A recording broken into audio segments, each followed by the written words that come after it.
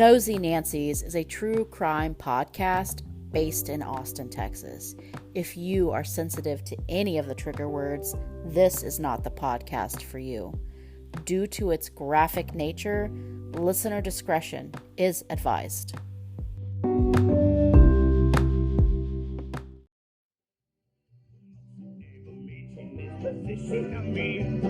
Somewhere between the sandy and again. Well, I was just pretending that it's all just a dream. A little condescending to believe in it. I'm getting the notion that I'm going all in. It is weird because, I feel like we don't look... I feel like we should be talking about this on the podcast. Because, what are we going to talk about? But, I'm recording it. Oh, you are? Yeah. Oh, sweet. But I do feel like... just real quickly, I do feel like people are younger looking than... 40-year-olds, when we were kids, oh my God, they were so old. Yeah. No, I agree. And now they're they look like me. Youthful. Attractive. Supple. On the last... Yes, supple. Perhaps. Hanging by a thread. No, I had seen something that said, the ladies from Sex and the City were the same age as were supposed to be the same age as the Golden Girls were. I know. That is so crazy. It's crazy. I don't know if it's a makeup thing or what. Or maybe it's all the hormones that we're eating in our food. Keep it up. keep pumping those hormones into that. If they're helping me, then I need it. I need the help because I'm really bad about skincare and stuff. Ugh. Me too. And then I'll smile and I'll notice that I have all these smile lines around my eyes, and I'm usually I don't even smile at all. So where are these coming from? It's just because my skin is so dry. Oh my God. Have you gotten tit wrinkles yet? No. On your chest? I haven't either, but I know it's going to come. Ugh. Anyways, hey, all you nosies. Stop! I do have some.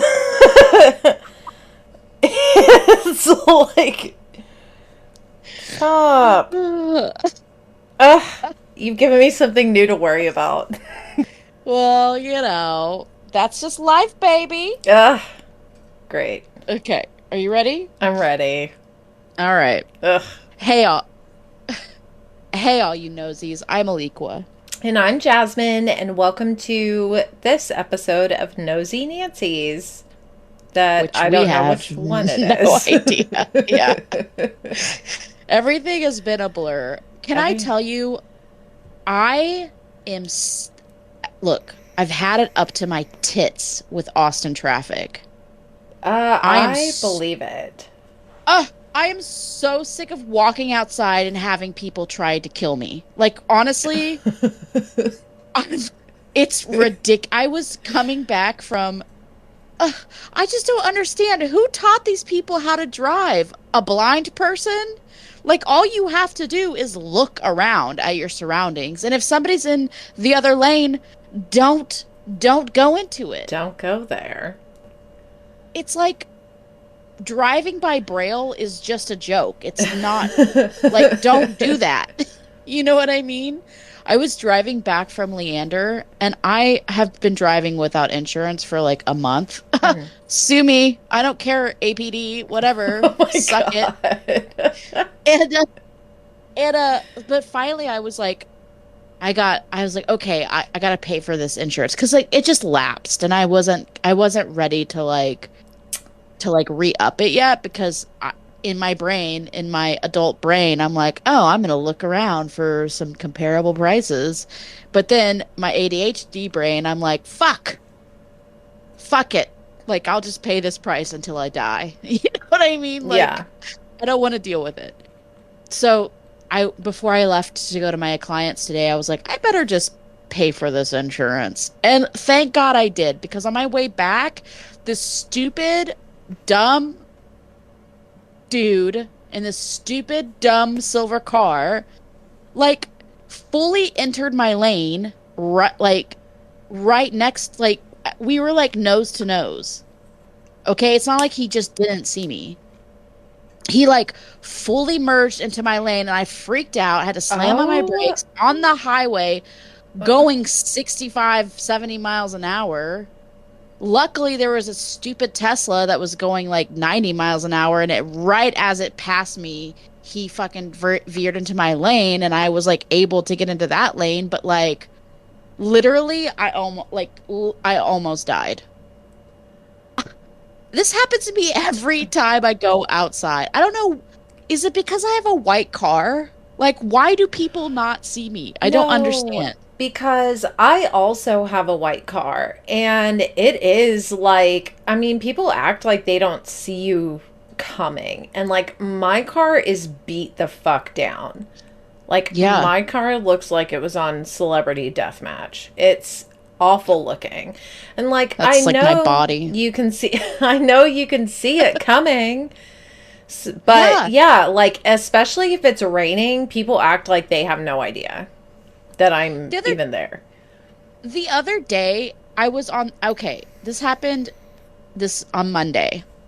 It's a Monday morning. Nobody wants to be alive on a Monday morning. Okay. Right. Like, I don't want to be there. You don't want to be there. Nobody wants to be there because we're all going to work. So I was at Anderson and Burnett, which, by the way, is the worst intersection on the fucking face of the earth. Yeah. And I'm like going to turn right because I go to McDonald's to get coffee because it's cheaper and it's just as good. So I'm in the right-hand lane at the red light, gonna turn right, and this motherfucker and this SUV on my left-hand side, like pulls in front of me, taking a right. And I'm like, what are you even, like, I had to slam on my brakes then. It was like, what are you doing? Like, you can't just take a right from the left-hand lane. It's like, are you dumb? Yeah. Are you? That's like driving 101. I know. And he literally almost hit, like, he was probably like a quarter inch away from hitting my car. What the fuck? The way I'm gonna have a fucking heart attack, not from eating shitty food, which everybody would think that would be the reason why. No, it's because I'm on the fucking streets of Austin. God, driving a white-ass car. I don't know what it is. White cars need to be outlawed. Like, they're dangerous. They do. They are dangerous. People just, the next car I get is going to be a tank. I don't care. I'm going to get a tank from Fort Hood or wherever, and I'm going to drive it on the city streets because I've had it. If I'm going to die, you're going to die. That's how I look at it. If you're going to hit me, you're going to die first. Exactly. I've had it. Take them with you. Take them with you. I am. If I'm going down, we're all going down. Exactly. That's narcissism 101. It's really it's really gotten bad because even where I live, the people like jump out. Like, you'll have no one behind you, and people will just jump out in front of you, going like 10 miles an hour, and the speed limit is like 60. That's the other thing. It's either they're going so incredibly fast and reckless, or they're going so incredibly slow, and I'm gonna kill myself by the time I even get to my place because I've had it up to my eyeballs with their slow ass driving. Yeah, it's crazy. No wonder. What? Oh, I was just going to say, people are always fucking around on the road. No wonder everybody has crippling anxiety. It's because they're driving on the streets of Austin. That's all I have to say. It's true. I mean, it's so bad. I don't, like, no, for real though, I don't remember having this much of an issue when I had a blue car. I had the same car. It was a Honda Civic, same thing. People hit me once. Yeah. But, like, with this white car, it's like they just don't give a shit. Yeah, and it's not like you're blending in with the road or anything else. Like, I could understand, like, especially in the rain, I guess, I could understand, like, a silver car is maybe a little bit harder to see when it's gloomy and stuff, but Not really. I mean, not with the lights on and everything, you know? I don't know. I don't get it. I think people are just I think it's ridiculous. no, they just don't care. They're so wrapped up in their own life that they just don't care that they're gonna possibly kill somebody. Like they don't care. They don't care. No. No. They haven't seen enough movies. They haven't read Flowers for Algernon. You know what? You're right. You're having issues with your boss at work. Tell him to read Flowers for Algernon. Yeah, exactly. You're having.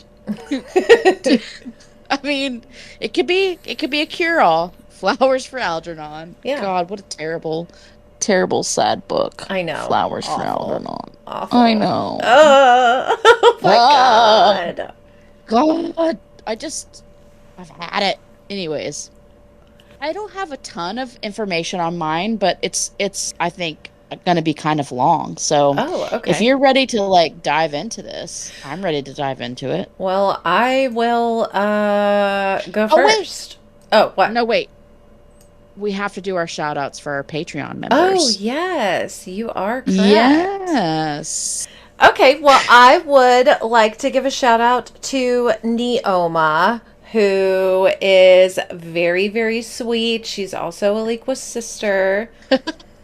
And thank you for joining the Patreon. I hope you enjoy your little goodies. Yes. She sent me a picture of the glasses with the nose whenever I sent it to her. Oh, She's like, really? I tried to get Zane's my nephew, by the way. She's like, I tried to get Zane to wear them and he just was not having it. And you know what? That's fine. He's got good fashion sense. Yeah, exactly. I tried to get our dogs to wear them, but they're not having them. Thanks, Neoma. Thank you. Yeah. I also threatened both my siblings to join or I was going to have a meltdown. Oh, okay. Well, I believe it. No. Knowing not you, really. I believe it. Yeah. Our second shout out for our Patreon member is Beth B. I'm not going to say your last name because I don't know if you want that out there, but Beth has been my friend for, I don't know, at least 15 years, I would say. Damn. Yeah, I met her at the bead store. She'd come in, we'd talk. In 2014, I moved into a house that was not taking cats. Well, actually, they weren't taking pets at all, but I had to, like, beg, borrow, and steal for them to take Bro, and they did. So Oh, good. I had to, like, I had to find a new home for my cat, Zaw. And Beth, I know you remember Zaw. I do. Zaw was crazy. She was a little meerkat. She was so funny. But yeah, she remember Gigi she used to be like, your cat has rabbit fur. She'd be like, I remember that cat. What? I remember you got Zaw a little like harness and leash to walk around. Yeah, I like sat outside in the front yard and she just rolled around because she was just like not having it. Yeah. She was such a cute kitty. She was. Yeah. So Beth had her. Oh. She just passed away. Oh. I think, I know, at the end of last year. But I mean, God, she was probably like 15 or 16. So Damn. she had a good life. Thanks to long Beth. Life. Yeah. Yeah. Thanks to Beth. Well, thank Anyways. you, Beth and Neoma. Yep. Thanks for joining our Patreon. If you want to support our Patreon, you can support us at Nosy Nancy's. Just look us up. We're there. We love it. And we are still so we did record an episode for the for the Patreon, but I'm still editing it, but it'll be there eventually. It'll be there. It's me. It's me telling a story that is very close to me. It's a good case. It's a But good not story. to me. I have nothing to do with it. So she says. You just have to listen. You'll just You have can to come join. up with your own judgment on that. Yeah. I'm actually really excited to talk about this, although, so I'm going to be covering several kind of cases, but this is all, so, okay. Follow me. Okay. If I'm you trying. can. If you can. So blind leading the blind. yes, exactly. Right. Exactly. So I think that most people know the name Henry Lee Lucas and Yes. his cohort, Otis Toole. Mm. You may or may not know that he stayed for a while in the Williamson County jail. But if you don't know who Henry Lee Lucas is, can you give us a quick recap? Listen, let me tell you. So, Henry Lee Lucas was a man who was convicted in 1960 of killing his mother during an argument, to which he only was sentenced to like 20 years in prison. God, that's more than Raul Meza Jr., though. He was known as the confession killer because he only ever in his life was actually found guilty of killing 3 people. Right. But he confessed to, nearly 3,000 murders. Insane. Like, how can one person... I mean, I say that as if there's not mass shootings, but back in the 60s... The thing is that the cops really fed into this because he was confessing to all of these unsolved cases that they really didn't have any leads on. So right. As he was, it wasn't just the cops, though, right? It was the Texas Rangers. Yeah, it was the Texas Rangers. Like he was getting all of this preferential treatment for these confessions. He was being taken out for steak dinners. He knew the security codes to the doors. He was rarely in handcuffs. He was able to watch TV. He was just, He had like a lower IQ too. He didn't understand what was actually happening. That they were just kind of like feeding him milkshakes and burgers, and he knew he liked milkshakes and burgers. So every time he confessed, they gave him a milkshake and a burger. Well, and so the reason that he was able to confess to so many crimes is because he was being fed information by the police. Yeah. They would, let him look at the case files to refresh his memory on the crimes that he supposedly had committed. And actually, a lot of the tapes of these confessions, if it seemed like he was murky on the details, they would be stopped. And then when they would restart, he would suddenly remember everything. Maybe he was a genius. Yeah. They got him to confess to all of these crimes, all of these murders, and they got them off their books. But after he recanted nearly all of his confessions, he gave a quote to a news outlet that said, quote, "I made police look stupid. I was out to wreck Texas law enforcement," end quote. I don't think he actually did that. I think he was of lower intelligence. I think that he liked the food and the attention he was getting, and I think he confessed to all the things. I don't think he was actually out there to like thwart the police or stick it to them, as he was saying. I think that this is just like kind of a means to an end, and he was just like, But that's just my own personal opinion. And that may very well have been the case. But either way, I mean, the fact of the matter is that, the police were more than willing to let this man who they were giving all this information confess to all these things because they were, making news headlines about the fact that they caught this man who committed all of these crimes, and then they didn't have these unsolved cases on their books anymore. But it was only temporary because, he recanted everything, and then obviously everything came out about him being fed the information. So I just think it's funny too, because like the Texas Rangers are supposed to be the like creme de la creme of like, law enforcement. You know what I mean? Yeah. Oh no. Like if something can't be solved, then we gotta get the Rangers involved, or like, and it's just so funny because it's like, no, these guys are idiots. Just just like any other police department. Yeah, in exactly. Texas. Big surprise. Big surprise. They're all corrupted. Big surprise. Big surprise. So, Yeah. Sorry to derail you. no, that's okay. That's okay. So Henry was found guilty of committing one of these crimes and given a life sentence, which is the first one I'm going to cover. In 1976 to 1981, there was a stretch of I-35 from Oklahoma to San Marcos where like a shitload of homicides occurred. Bodies were dumped there. So this part of I-35 was called the Bloody Route or Route, depending on how you're feeling. But it was God. a lot of homicides that were unsolved on that stretch of highway. So Yeah.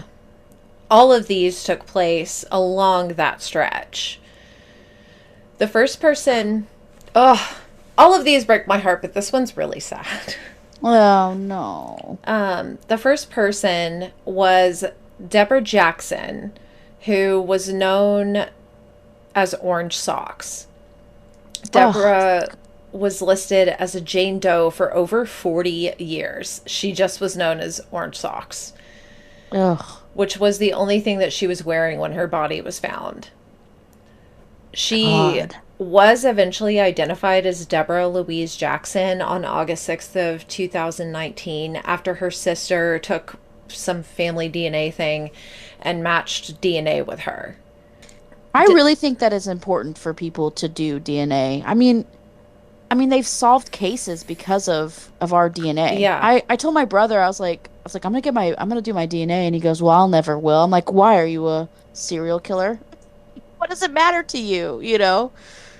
Anyways, I'm looking at you, Brazos. Yeah, Brazos, that's suspicious. It's suspicious. Golden State Killer. That case was solved. He Yeah. was found out because of DNA. I don't know. Yeah, it is. It's extremely helpful, and I mean, it's cool that they can, Do that. Yeah. My vote is do it.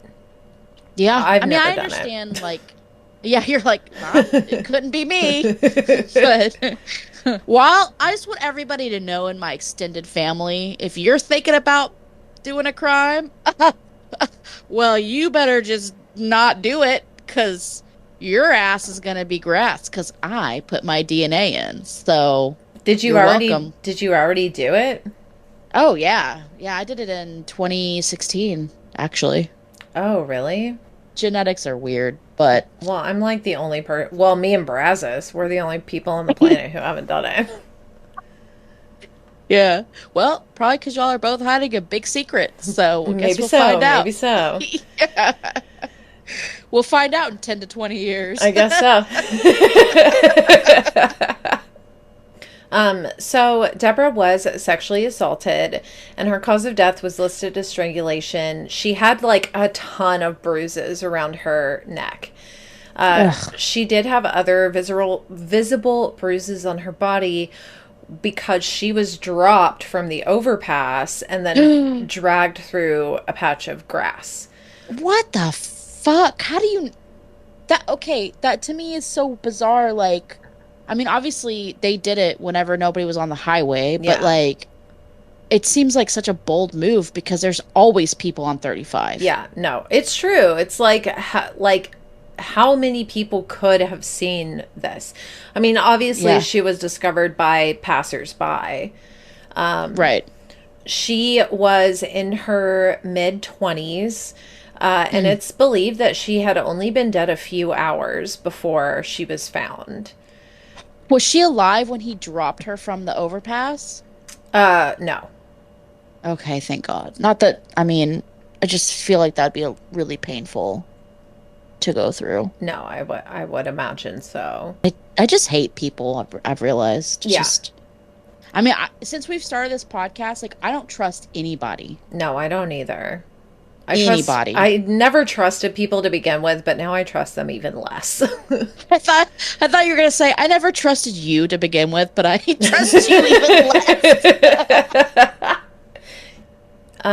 So Henry said that he had met her in Oklahoma, that they were traveling together, and they had already had sex. When he wanted to have sex with her again, she said no, and she attempted to leave the car. So he killed her, sexually violated her corpse, and then drove her body to Georgetown. After that is when he came through and dropped her off. I have just never been so desperate for sex that I have to kill somebody to have sex with them. That doesn't even register in my brain. If somebody were to say, no, I don't want to have sex, like, whatever, okay, see you later. Like, it's not like, well, I'm going to kill you now and get what I want. No means no, and never yes. Yeah, always so no. leave him alone. Leave him alone. Like, God, the caucasity of it all. So he showed officers how he supposedly threw her body off of the overpass and dragged her to where she was found. He said that the crime was committed around October 30th or 31st in 1979. And he also said that her name was Joni or Judy. He couldn't remember which. He was found guilty of committing this murder in 1982, and he was sentenced to death because of the confession. He recanted that confession in 1984, and Texas Governor George Bush commuted his life sent.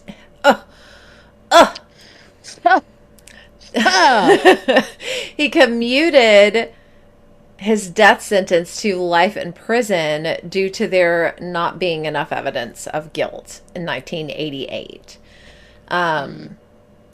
He was in Florida at the time. Like, Henry Lee Lucas He wasn't even in Texas. He wasn't in Texas. He was in Florida. For any of these. Like, he worked in Florida, so he was clocking in and out at work. Oh, my God.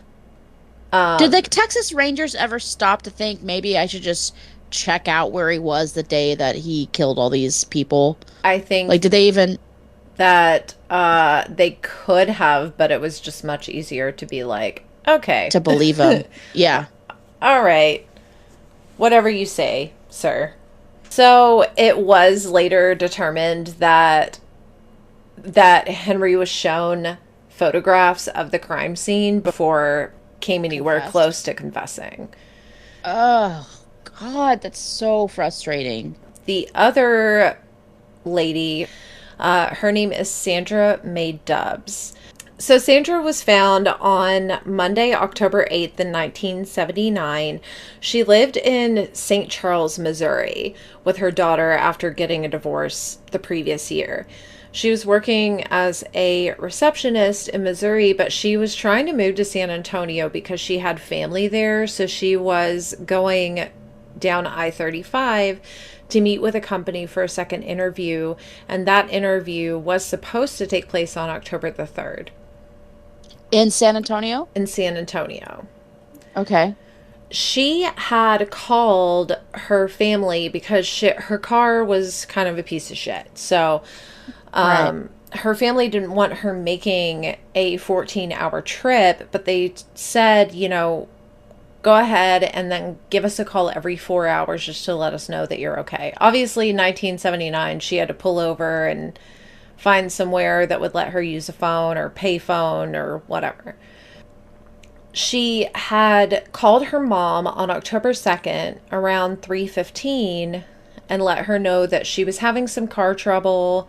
And then her mom suggested she tie a little white, handkerchief or something to the antenna so that if she broke down, the police would help her out. Is that like a symbol? I don't know. I guess so. Like a white flag. I don't know. Yeah, maybe. But she did end up breaking down, allegedly, and the police did come and help her go get her car fixed. So then she was back on the road. Okay. However, she was supposed to be staying at her cousin's house, and she never showed up. So her cousin was sure that obviously she must have broken down somewhere between where she'd last placed the phone call to her mom and his house. Right.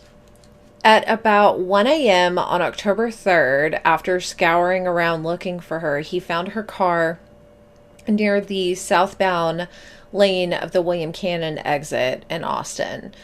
Oh, no. The car was locked, like it was left on purpose. And he had looked for her around like nearby hotels, but he never found her. So she was reported missing at 7 p.m. on October 3rd. Oh, go ahead. No, I'm just sighing because I'm just sad. Yeah. Police. Okay. Yeah. Police. The police came. And they didn't see any signs of a struggle, like, around her car. The only things missing were her purse and a flashlight. Another Mississippi resident who happened to be traveling. Huh? That kind of like leads you to assume that whatever happened to her happened at night, because like, why would he take the flashlight? Yeah, why would she take the flashlight? Yeah. Yeah. A Mississippi resident who happened to be traveling down that same stretch of I-35 told police later that she saw a tall white man standing next to a broken down car, and he was with a small woman. And Sandra was only like 4'10" and weighed like 110 pounds. Oh my God. So she was so tiny. Yeah, she was really tiny. You know who that sounds like? I don't know how tall this guy is, but there was another woman who was killed in Austin, but I think this was in the 80s by a guy who was like 6'7". Oh, really? Yeah, he abducted her from the Genie car wash on Burnett. Oh, stop. I remember the Genie. Yeah, it's still there, but it's closed down. Anyways, and he like killed her. Kenneth McDuff. Kenneth McDuff, and his span was between 1966 and 1992. Oh, wow. I had no idea. I used to go to the Genie all the time. He was visiting from California. So maybe he wasn't in Austin at the time, but just I don't know. Through. Yeah, maybe just passing through. So maybe that's why they didn't think of him as a suspect. At 2 p.m. on Monday, October 8th, 1979, Sandra's body was found in a field. It was behind, like in a it's a field.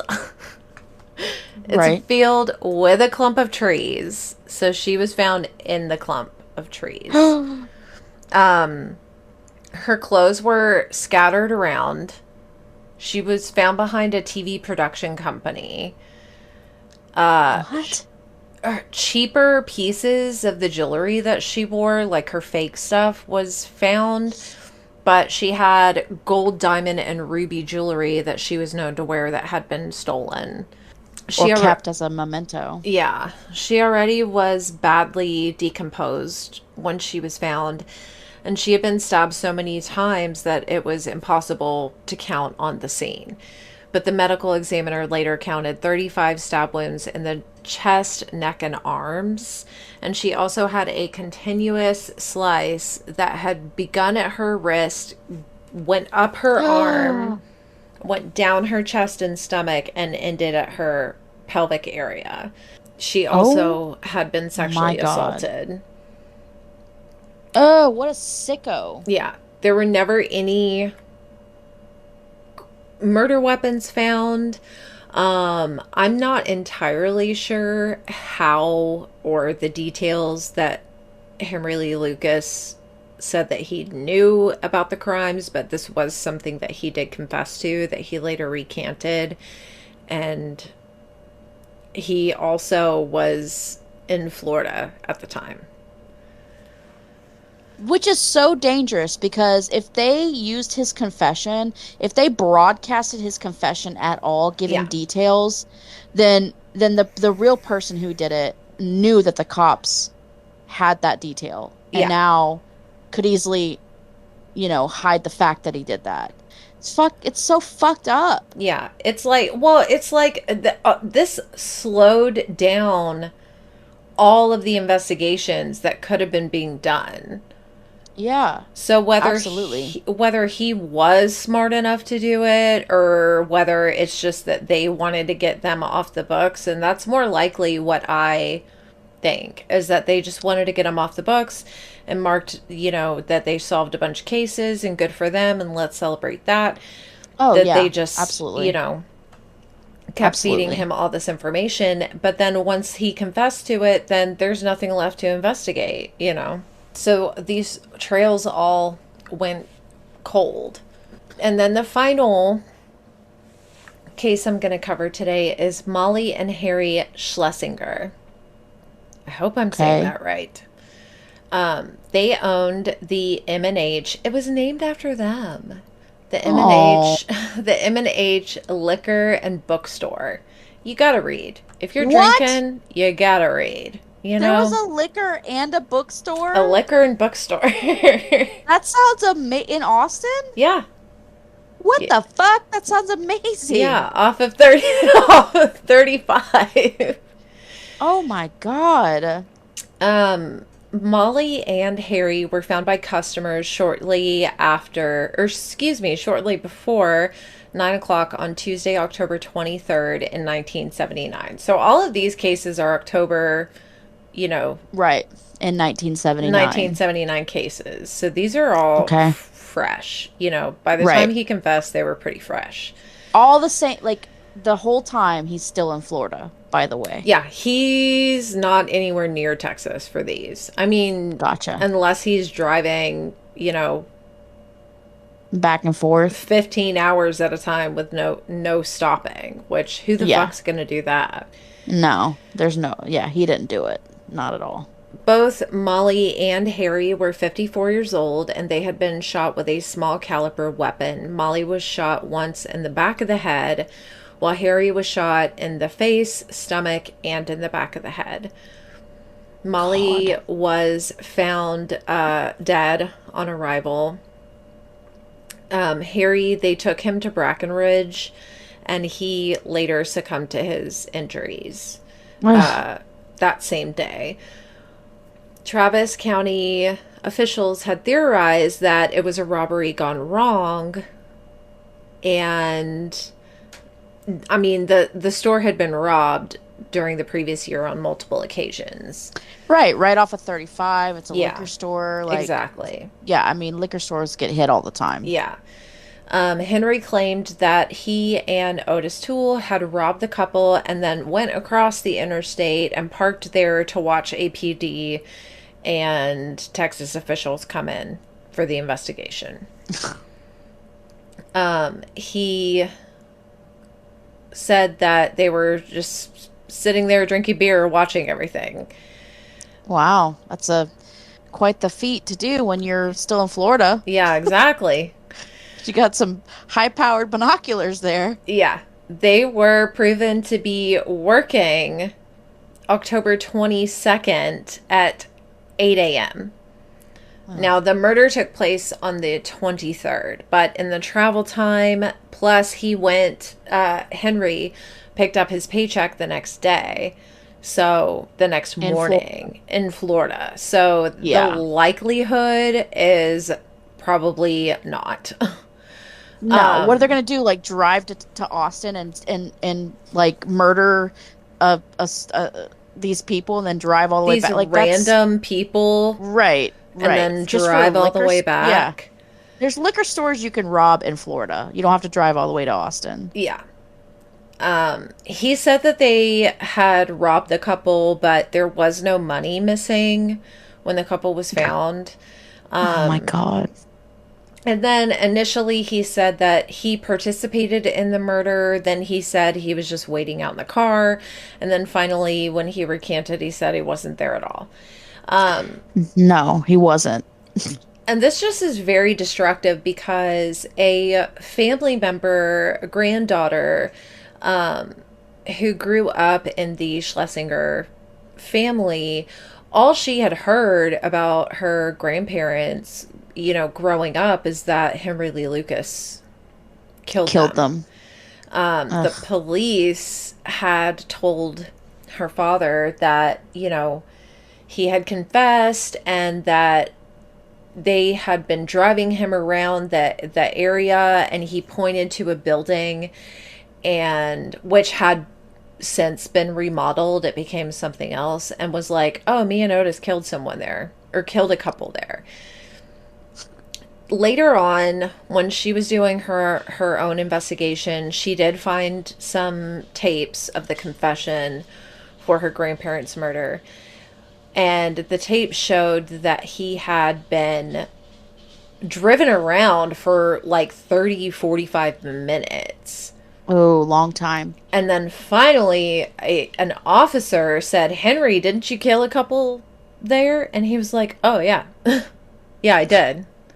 Again, nobody knows what happened or who killed Molly and Harry.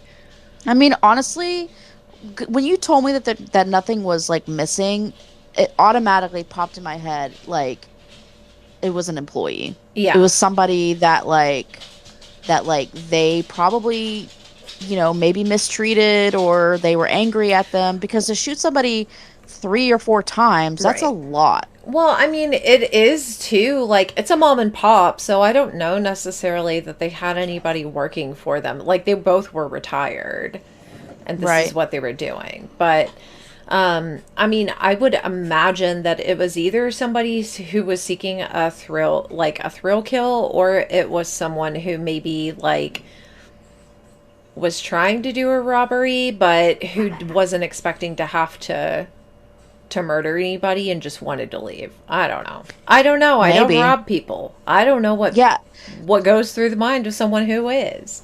But you think that if they was just a robbery, like, they wouldn't shoot him 3 or 4 times. Yeah.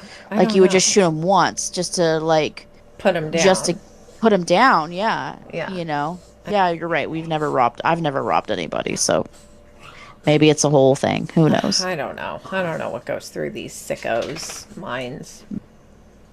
So now those three cases that they thought were solved are now all cold cases. Yes, they are now all listed as cold cases. Henry Lee Lucas was in Florida for every single one of those cases.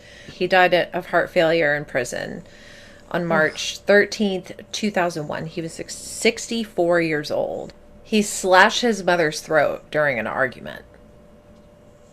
See, I mean, he should have gotten life there. Then that would have solved so many other, like, problems if they just kept him in prison, because then he couldn't even confess. Yeah. And the state of Texas owes so many people so much money in restitution for the shit that they've caused. You know what I mean? Yeah, absolutely. Absolutely. I mean, there is no reason for any of it. And the facts is that it's all about making money and making a name for yourself, and that's it. Yeah. They were so worried about their reputation that they had to get this all fucking solved, just so that they could be the Texas Rangers. And, like, it's so infuriating. Yeah. Well, are you ready to hear about mine? I am. I'm very intrigued. What do you got? Well, so trigger warning. This is the murder of a 7-year-old girl. Oh, okay? God. But there is some light at the tunnel, because the person who's now on the case does believe that they have the correct person in mind. Okay, They good. haven't convicted the person yet, but they are working towards that. Okay. So they do believe that they're really close to breaking this case open. So this is the case of Danydia Thompson. On April 30th, 1997, 7-year-old Killeen native Danydia Thompson and her older siblings left on foot to walk the 4 blocks from their home to Marlboro Elementary School. Marlboro Elementary. Yeah, it's in Killeen. But sounds like a school we both would have gone to. Since we love those Marlboro Reds. Yeah, smoke them up. As the three approached the intersection of Terrace and Reverend Abercrombie Drive, the group dispersed and Danydia entered the playground. Witnesses said moments after her arrival, a tall African-American man in his mid-20s called out to Danydia by name. After a few moments of conversation, Danydia slipped through a hole in the fence and hopped onto the man's back. Witnesses also noted that Danydia did not seem to be frightened by the man and spoke to him as if maybe they knew each other. Okay. So the man called her by her name and was like, Danydia, come here, and she did. Right. Family friend, maybe? That's what they were thinking. Okay. The man was described as a 5'11", dark-complected African-American man in his mid-20s with a thick mustache and a short afro. He was seen wearing dark clothing with light blue sneakers. He carried Danydia on his shoulders, piggyback style, away from the school and she was never seen again. Witnesses who saw the two together did not recognize the man who carried Danydia away. When Danydia failed to attend school that day, she was immediately reported as a missing child. During the time of Danydia's disappearance, abducted children cases in Texas was at an all-time high. So a year before Danydia went missing, Amber Hagerman was abducted and killed in Arlington. Oh, okay. Yeah.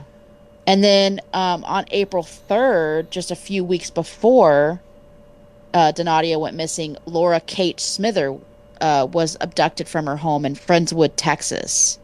And she was also found deceased 10 days before Danydia was snatched up by this unknown man. Jesus. So there was just a rash of child abductions. Yeah.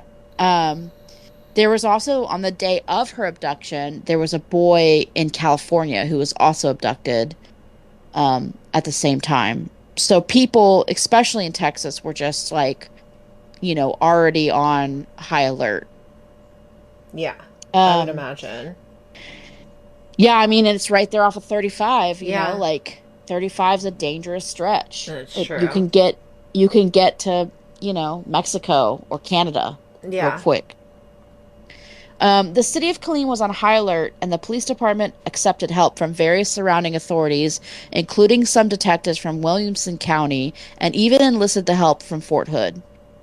Search parties used in Laura Kate Smithers' case also provided eyes as the community combed all parts of Killeen, as well as a search group called Heidi Search Center, formed after the 1990 abduction and murder of 11-year-old Heidi Seaman in San Antonio, also joined the search. 7 days later, some soldiers from Fort Hood were searching along Highway 195 near the Lampasas River, just south of Killeen, came across a discarded plastic bag laying in a ditch about 15 feet from the highway and to the west. God. The report stated the bag was disheveled and human remains were protruding from it. Was it bones or was it... Well, so it wasn't bones. It was, I doesn't say exactly what it was, but she wasn't, I mean, this was only 7 days out, so. Oh, okay. Yeah, I'm assuming it was just her remains. Yeah. By the size of the bags and the visible remains, the soldiers assumed it was Danydia. Mm-hmm. They believed that because she was left in a plastic bag in the sun, it aided in the decomposition of the body, but it was confirmed to be 7-year-old Danydia Thompson. God. Clues around there. I know. Could you imagine? Ugh. That's awful. It's so awful, especially just a child. I know. That. 7 years old. So it's fucking sad. Ugh. Clues around the remains were sparse, and the police could not determine whether the bag was thrown from a vehicle or deliberately placed in the ditch. I would think it would look completely different, but okay. What if it was if it was thrown versus placed? Yeah, that's what I think too. But they were like, we can't tell. So I mean, that to me probably means that either one, they're incompetent, which probably yes, it's Killeen for sure. Or two, it's because it had been out there for a week. You know what I mean? And maybe with this, maybe it rained, stuff. yeah, exactly. Okay, all right. Well, The cause of death was not readily apparent due to the advanced state of decomposition in which her body was found. Police called off the search and her discovery was made public. Danydia's mother, Danydia Thompson, was shattered by the news and was transported to a local hospital following a fainting spell she suffered upon hearing the news of her daughter. To this day, the Killeen police have refused to release any official cause of death. The motive for her death was never confirmed to be of a sexual nature. In fact, the Killeen Police Department said they didn't know of a motive, but it was alluded that there isn't really any other motives when it comes to the majority of child murders. Yeah, that seems to be the case, sadly. Yeah, especially because, like, her father was living in Michigan, so it wasn't like, you know, her dad came down and it wasn't like a custody thing. Right. You know what I mean? Yeah. And most children who get kidnapped, you know, if they're found safe, sometimes it's a custody thing. Yeah. Right. However, the police did confirm that they believe the man was not related to Danydia in any way, and in fact, none of Danydia's relative said the man sounded familiar. But it seemed that to Danydia, he was perhaps not a stranger. So, like, I'm wondering, because, like, none of the kids either, like, recognized him. Mm-hmm. Because I was thinking, well, maybe he worked at the school. Yeah. But none of the other kids recognized him. Maybe he was, like, a neighbor or something? I mean, but you would think that her relatives, her mom would recognize him. Yeah. If he was a neighbor. Maybe he worked somewhere where she walked by. Right. And he kind of, was like... friendly with her. Friendly with her, yeah. Yeah. The Killeen Police Department pleaded for a witness who had been driving along the roadside while Danydia and the unknown man was walking away from the school's playground.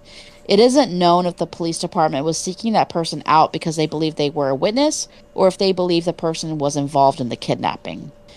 On the other side of town in southwest Killeen the following June, a little girl ran away as a man attempted to get her into his van. The police were quick to tell the public that they didn't think this man was related to Danydia's case until a deposit sketch of the man revealed resemblances between the two unknown men in both cases. Really? Mm-hmm. Days before this incident, on May 28th, a mother in nearby Temple, Texas, said she was outside with her 2-year-old son on her apartment patio when she turned her back, only briefly, to a toddler. When she turned back around, her son was being led by the hand away from her by a strange man. Oh, fuck no. Yeah. She ran at him screaming, and the man ran off. Not long after these two incidences, the FBI got involved to see if these cases were all related. Whatever the outcome was to the FBI's investigation, it was never released to the public. Not soon after her abduction and murder, Danydia's case went cold. The police received thousands of tips, and the police said that they had followed up every tip until the trail went cold. In 2011, homicide detective Fred Willis picked up Danydia's case, giving extra credit. Not extra credit. This isn't a fucking assignment. Giving credit to the detectives before him who had provided significant leads in Danydia's case. Harris has stated he would deny all and any promotions until he has apprehended Danydia's killer, and to this day remains true. So who did this was think of it? I don't know. He never named the person. Ugh. I know. This was Killeen's daughter. Everybody was out looking for her, and ultimately they found her. Now it's our job to find the person who did it. The burden lies within this department to find out who did it, said Harris. So we've had a couple of interviews with a few different people, and based on some of their statements, it has confirmed that evidence that was collected in 1997 correlate with each other, Harris continued. I'm confident that the information we have received will springboard this case forward in a positive manner, more than years past. Harris confirms for the first time in 20 years he has a person of interest and feels strongly that they will be prosecuted for capital murder very soon. Well, good. I hope that they are. I know, me too. That's fucked up. Does he say, like, who he thinks it is in relation to her? Like, how did she know him? Like, to get on somebody's back. Yeah, I know. She had to have known him somehow. No, then there's no information about it. I mean, because I wouldn't even know that, like, if it was maybe somebody who worked at a shop that she walked by or something. I mean, how do you feel comfortable enough to get on somebody's back? No, I know. Maybe she did, like, if she did any after school activities, like, did she go Yeah. to a summer camp? Right. Like, maybe he was a camp counselor. Like, what if he worked at, like, a skating rink or something? Like, Right. he could have met her anywhere. This is what's weird, is that her mother claims that she would have never walked off with somebody who was a stranger. Yeah. Like, she would never talk to somebody who was a stranger. Right. But he did know her name. Yeah. Right? So he had to, if he was a stranger, he had to have done some research on her. Right. Which in 1997, I don't know how you would do that unless you were like walking around asking people. Yeah. Or just following her around watching her. Yeah, but in the other cases where they thought that this was the same man, he literally just tried to snatch a girl up into his van. Yeah. Without even knowing her. Yeah. Or at least that's what they alluded. So if this is the same person, it seems kind of like a different MO, because with Danydia's case, he like got to know her name, figured her out, like. But maybe the other girl was just a little bit older, and maybe he did know her name, but maybe she was like, I don't know you, and how do you know my fucking name? I mean, Danydia was only 7, so, maybe she was like, well, he knows my name, so I must know him. Yeah. And the case with the little boy, the 2-year-old, he just grabbed his hand and walked away. Yeah. And I have seen, I mean, that's what is scary as someone who's a parent, is like, I've seen footage of like a woman with her kid in the little like seat of the grocery cart, and she like turns her head, and some man like comes up and literally like tries to take the kid out. It. Yeah. Yes. Like, and who's to say that this guy just wasn't hanging around like moments before and somebody said her name in the schoolyard and he just heard it and was like, oh, that's her name, and she just didn't question it. Right. Like, I don't know. It's scary. There's like, I know there's like things on like the whole like caught on camera. There was a woman with her, I guess her daughter was like 7 or 8. And they were like in a, like, I guess a Dollar General, or maybe it wasn't big like Walmart. It was like a smaller, maybe Walgreens. Mm-hmm. And this guy fucking grabs her, and she screams, and her mom turns around and grabs her other arm, and they're fucking playing tug of war with her daughter. Because this guy's not letting her daughter go. What the fuck? Yeah. I mean, eventually he does. Yeah. But she, like, her mom, like, literally, like, she grabbed onto her body, was not letting that guy take her. But I would even be a 7-year-old. throwing as many fucking things as I could with my free hand. Well, she, like, literally, like, I think at one point she, like, bear hugged her daughter. Yeah. It was, like, on the ground, because her daughter was on the ground, because he, like, went limp. Yeah. And she grabbed him, and so he was, like, he was, like, dragging them both.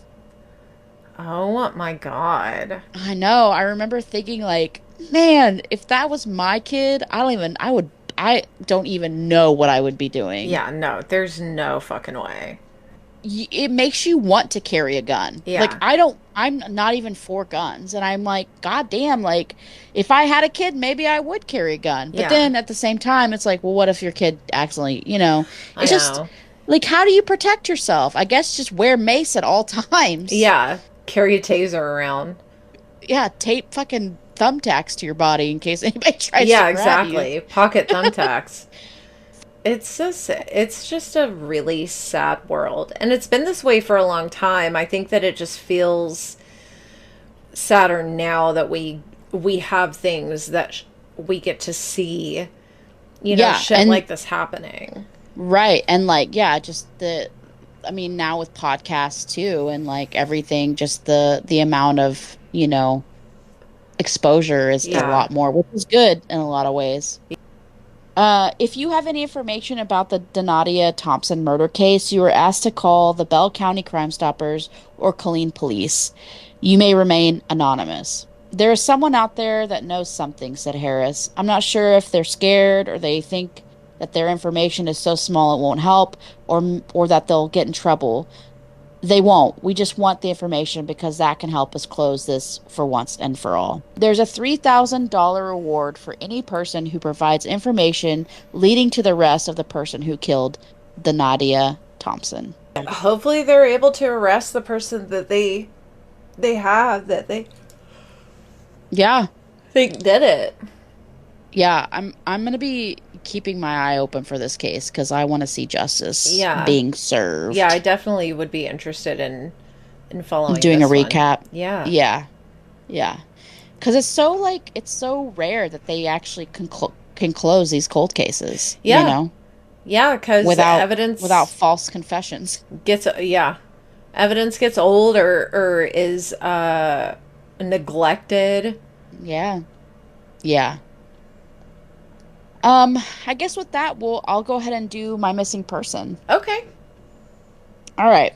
So this week's missing person is Maya Diane Aguirre. She is 5 foot. She's 105 pounds. She has brown hair, brown eyes. She's white. And she is, I believe, 15. Let's see. The missing person was last seen on the 17,000 block of Stall Road. I believe that's in San Antonio. Missing person is right-handed with curly mid-back length hair, has pierced ears, was last seen wearing black and white checkered pajama pants, black hoodie with blue and pink bunny on the back of it. If you have seen or may know the whereabouts of this missing person, please contact the San Antonio Police Department Missing Persons Unit at 210-207-7660. She's been missing since 3/25/2024. Wow. They do believe that somebody might be harboring her as a runaway. So just to let you know, harboring a runaway child, a person commits any offense of knowingly harbors a child and is criminally negligent about whether the child, 1, is younger than 18 years old, and 2, has escaped from the custody of a peace officer, a probation officer, the Texas Youth Council, or a detention facility for children, or is voluntarily absent from the child's home without the consent of the child's parent or guardian for a substantial length of time, or without the intent to return. This offense is a Class A misdemeanor, punishable by a fine not to exceed $4,000 and or confinement in jail for up to a year. This is serious. This is like a real deal. Yeah. Return her. If you're harboring her, return her. Return her now. And I will put, her picture on the Instagram and everything. Okay. Perfect. I think that sums up this episode. I think it was a good episode after our little break. Yeah. We got to stop breaking it's hard. We just had so much going on lately. Really, we have. And honestly, I almost died today, so I think we deserve it. Yeah. This is Alequah's first episode since her near-death experience, so give her a break. Honestly, maybe if people wouldn't try to, run me over all the fucking goddamn time, then maybe I'd have more time to do this podcast. Exactly. So stop trying to kill my co-host. For real. It's the FBI. It is. They're on to us. It's the CIA. They're on to us. If you're on to us, you could follow us on our Instagram, which is Nosy Nancy's. Or you can join our Facebook group, Nosy Nancy's Podcast. Or you can follow us on our Facebook page, which is also Nosy Nancy's Podcast. If you like our podcast and you like us, or just tolerate us and you like to hear us talk, you can show your support by joining our Patreon. It's $5 a month. $5. You can give up your cup of coffee for a day. Yeah, for real. Also, I think what I would like to do with the Patreon money, if we get enough, I want to start donating to to some of these places that do like either DNA research for cold cases or, like a search group or something. I want to start looking into that so we can start donating. So all the more reason to donate. It's just 16 cents a day. For real. Yeah. It's okay. What else are you going to do with that? And the money is not going to us. I mean, we're scabs and we're going to stay scabs. It's going towards it's going towards good things. Scabs with eyelash extensions. Yeah, exactly. Hey. Exactly. Yeah, so think about that just for a minute. Maybe. Okay, I think that's it. All right. Well, stay tuned for the next episode. Yeah. Ciao. C'est la vie, ma